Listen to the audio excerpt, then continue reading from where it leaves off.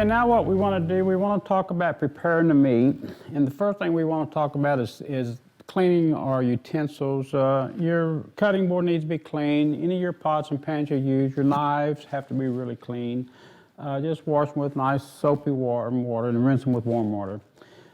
What we want to do is lay out your working area where you can, where you can get to everything quite easily. It just makes everything simpler for you and easier. But we also want to talk about the meat, the cuts of meat. Here we have a roast, and we have which is a round roast, and this is a rump roast. It's a little bit better cut of meat, a little bit less fat, but we're going to put it over here. And as you can see, there is a little fat on it. What we want to take is just a good sharp knife, and we want to just trim that fat off in little bitty layers, kind of like when you're filleting a fish. Just get it off there. You don't need it on it.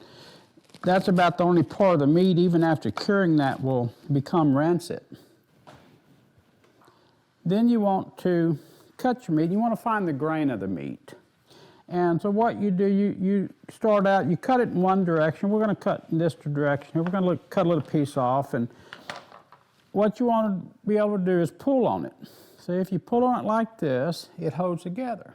It's not going to come apart. That's cutting with the grain. You can put it in a hook, you can put a skewer through it, or whatever to hang it in your smokers.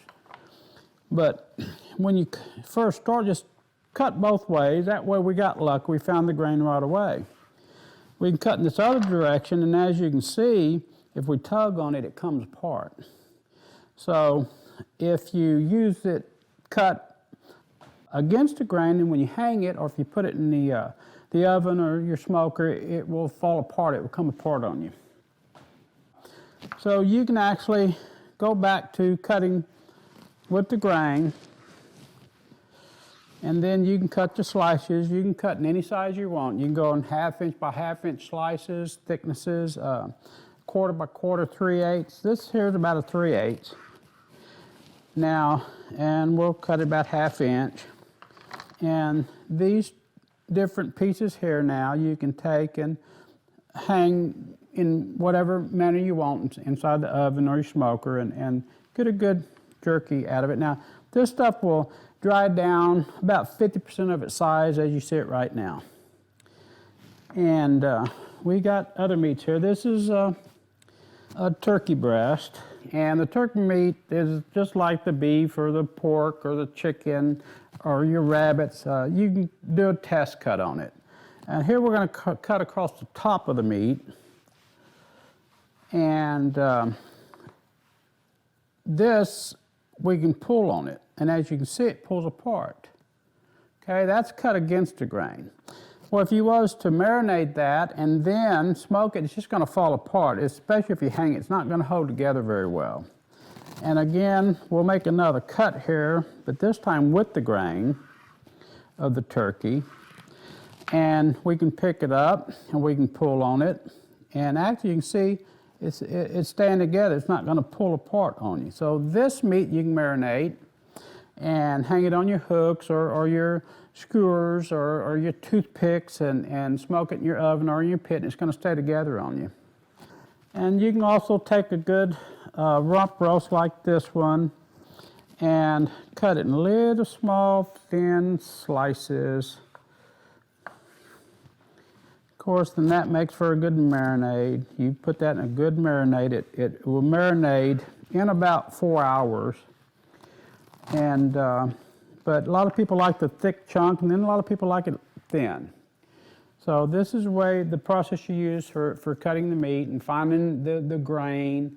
And once you finish cutting, just like this piece, for instance, we'd continue cutting all 3 of these until we got them the sizes we want. And after you get the desired cuts that you want for the different meats, what you do, you want to have a good plastic container that's sealable, that's got a good snap-on lid or a good lid that will lock down so you don't lose any of your marinades.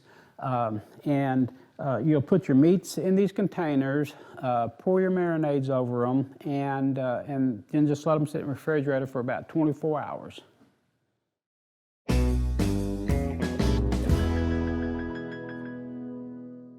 And now we're going to talk about marinades. We're going to talk about two kinds. We're going to talk about wet marinades and dry marinades. We're going to talk about the dry first. Basically, you can use any combination of spices that you'd like: garlic, paprika, coarse black pepper, a regular ground pepper, whatever you choose, whatever you like. The one thing you have to do in all the marinades is add a curing salt, which the USDA recommends 1 teaspoon per 5 pounds of meat. And once you get your meat cut and ready to go, you can sprinkle the dry marinade over it and put it in the refrigerator and let it just marinate. Now, it takes about 24 hours for the dry marinade to penetrate, we'll just say 1/4 to 1/2 inch. And so once you put it in there, you have to leave it that long or you're not going to get that curing rate. Now, the second marinade is the wet, which I like. It's got the soy sauce, the Worcestershire sauce, all the liquid marinades, all the liquid things that you like to go on your steaks. Plus your peppers, your spices, and still again the teaspoon per 5 pounds of your curing salt. Now you have to layer your meat in a container and set it to a side, but what I like to do is mix all my wet ingredients in a pan. I will put it on the stove and let it just heat up. It doesn't have to boil. If it boils, it's just a little bit too hot. And then you pour it over the layered meat, put a lid on it, put it in the refrigerator. The wet marinade will penetrate a 1/4 inch to 1/2 inch in about 8 hours. So this is why this is my favorite type of marinades. But again, you can use any combination of spices and any combination of wet ingredients that you'd like to. You'll find recipes at the end of this video, and they're my recipes. They're good recipes. We love them. They're great, but you can also change them any way that suits you. And measure out the exact ingredients, because if you like that recipe, then you can recreate it later if you just measure everything out.